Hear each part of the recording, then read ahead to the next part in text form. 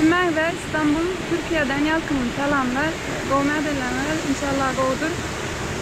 Bugün İstanbul'un ümul parklarından biri olan Necmettin Erbakan Parkı'na siyahada geldik. Şöyle görmüş muhteşem. Neyse bugün bu parkı gezer. Nehil odan yerleri var, nehili mangal yerleri var, piknik için nehil yerleri var. Onlar var arada malumat verecek.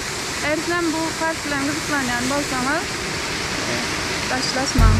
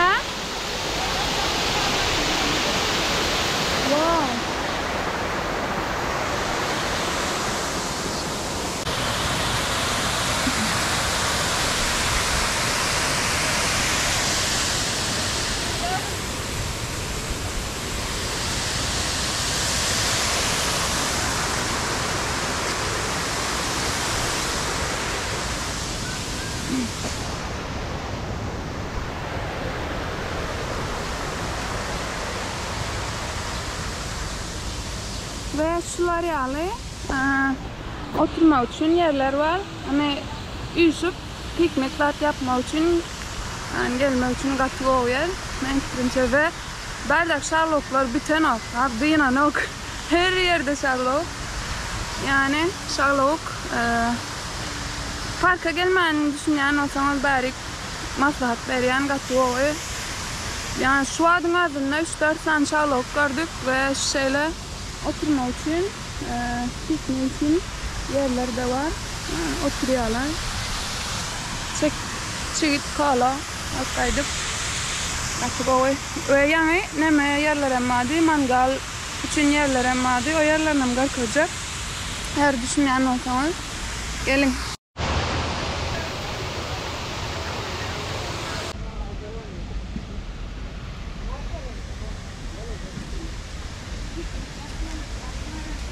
Ana çadıram buradan olayana kan.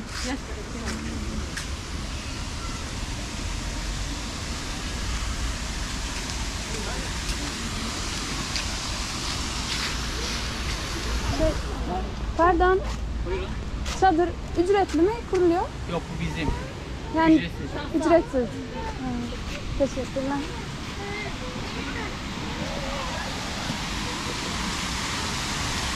Ve ücretsiz kamp da yapabiliyormuşuz.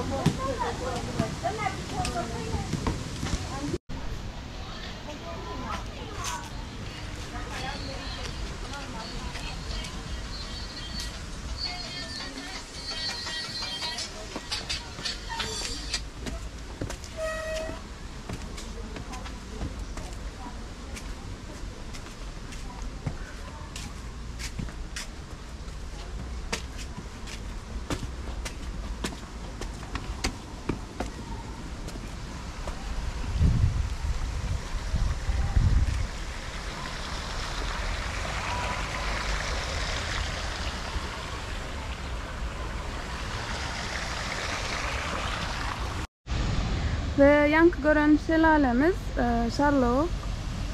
Şuradan çıkıyor yanlışmasam yani aşağıdan Emel yolundan en kıpınca oradan da çıkıyor. Bir mınt görelim. Şöyle.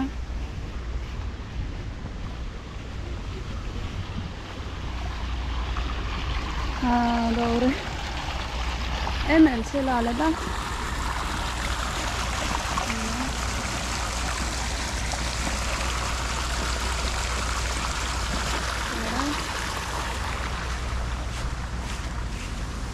Şelalenin başında durup duracaksaydın yani düşüp öyle ayarım kalmış korktum. O yüzden gerek yok.